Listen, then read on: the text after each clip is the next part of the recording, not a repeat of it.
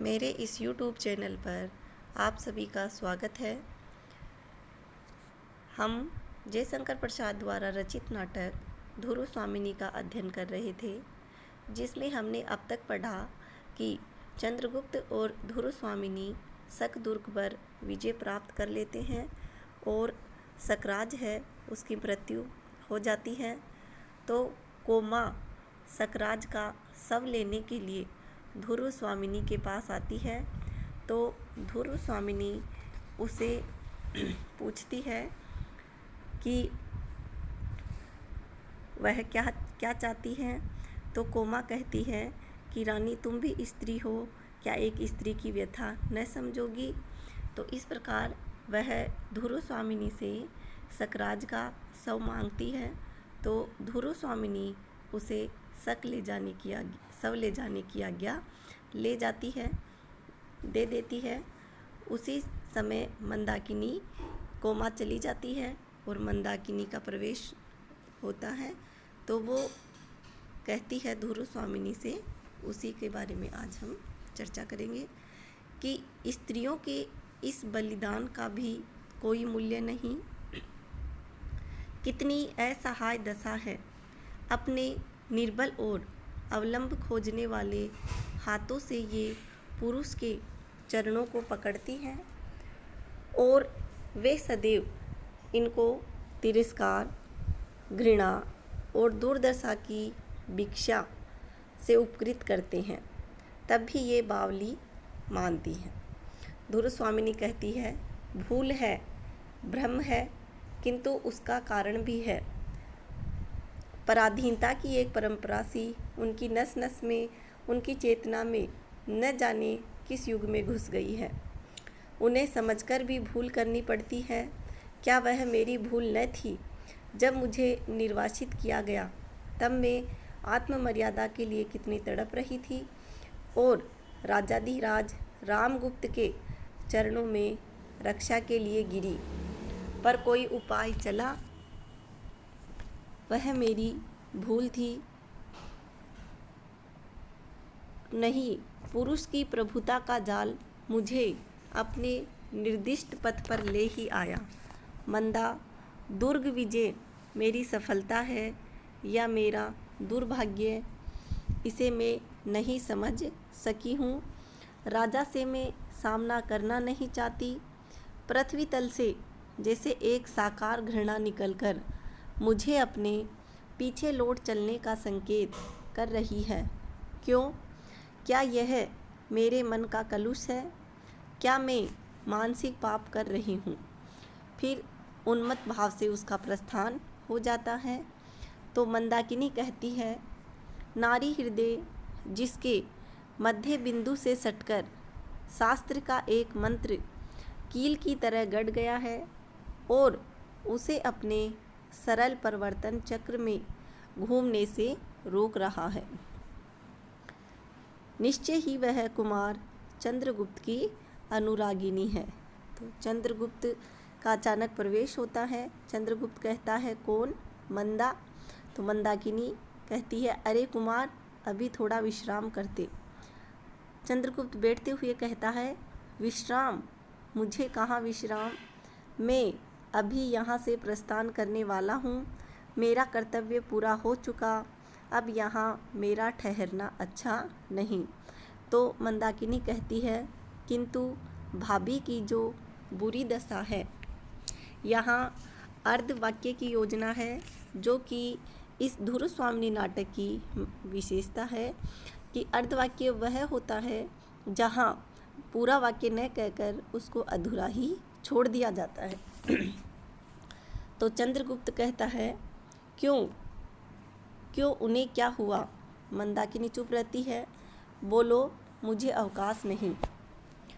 राजाधिराज का सामना होते ही क्या हो जाएगा मैं नहीं कह सकता, क्योंकि अब यह राजनीतिक छल प्रपंच में नहीं सह सकता।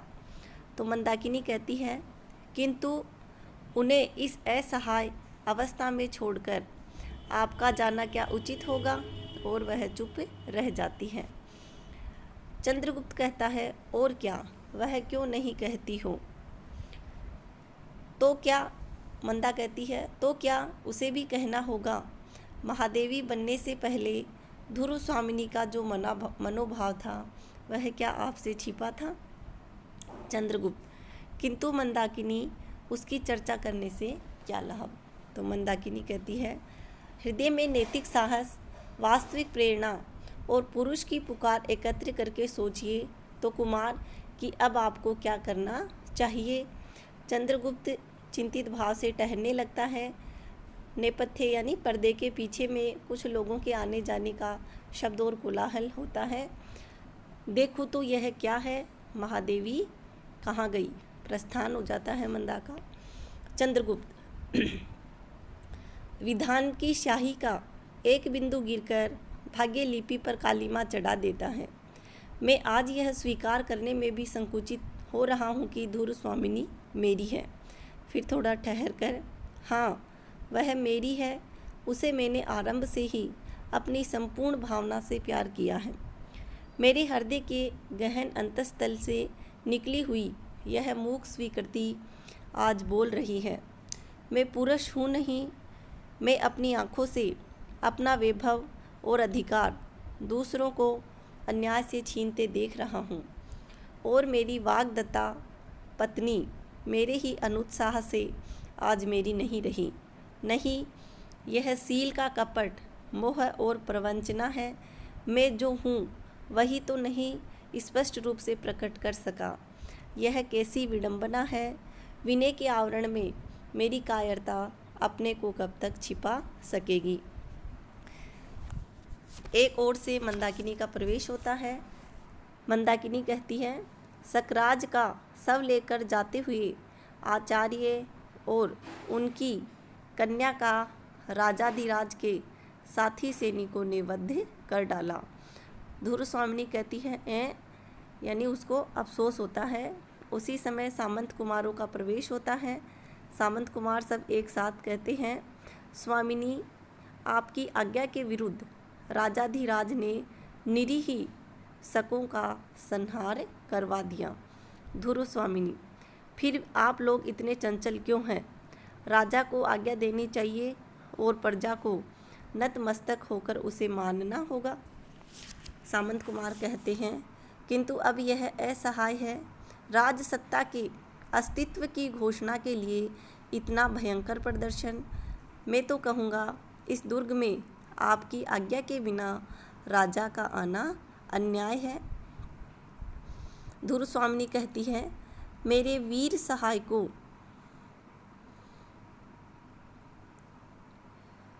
मैं तो स्वयं एक परित्यक्ता और हतभागिनी स्त्री हूँ। मुझे तो अपनी स्थिति की कल्पना से ही क्षोभ हो रहा है। मैं क्या कहूँ?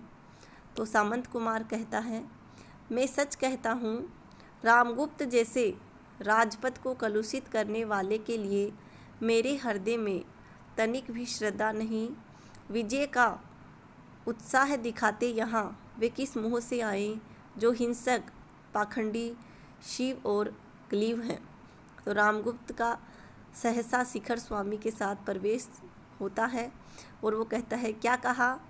फिर से तो कहो।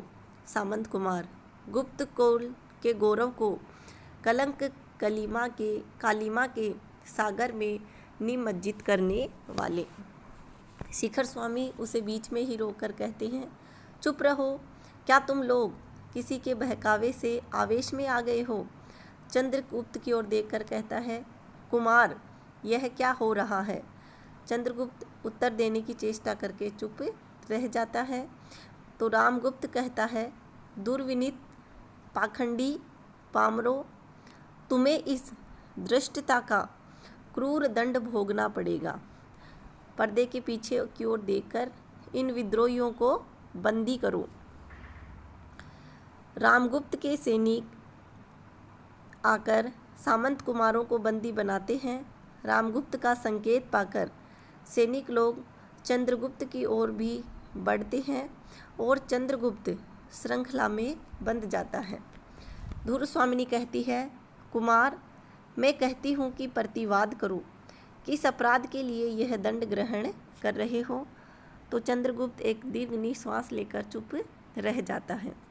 रामगुप्त कहता है हंसते हुए, कुचक्र करने वाले क्या बोलेंगे?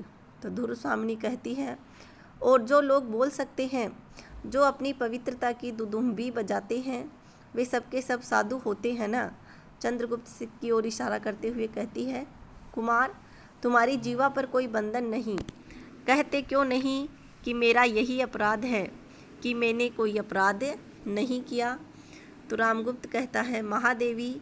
धुर स्वामिनी उसे न सुनते हुए चंद्रगुप्त से कहती है, झटक दो इन लोह श्रृंखलाओं को, यह मिथ्या ढोंग कोई नहीं सहेगा, तुम्हारा क्रुद्ध द्रुदेव भी नहीं। रामगुप्त धुर स्वामिनी को डांट कर कहता है, महादेवी चुप रहो। आज के इस वीडियो में इतना ही। धन्यवाद।